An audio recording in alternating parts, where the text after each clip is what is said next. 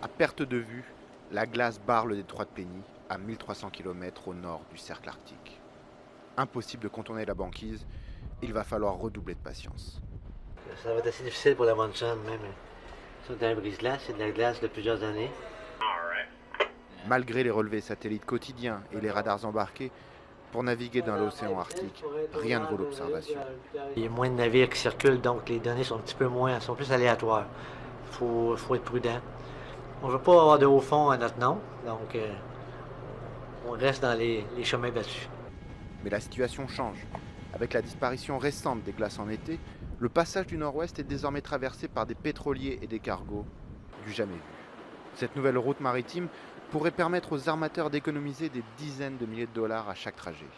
C'est de plus en plus chaud d'année en année, et puis avec le résultat que la glace fond. La vieille glace qui résiste encore, on en voit des morceaux. D'ici quelques années, il en restera plus.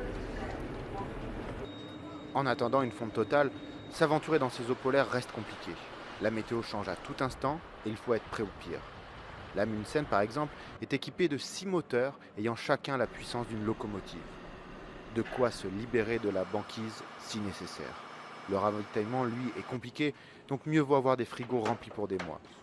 Et tester la nourriture locale. Quand on va dans l'Arctique, souvent, quand on a une chance, on achète du poisson des... Ouais, quand on peut. D'ici 15 ans, le quart du trafic maritime entre l'Europe et l'Asie pourrait transiter par l'Arctique canadien en été.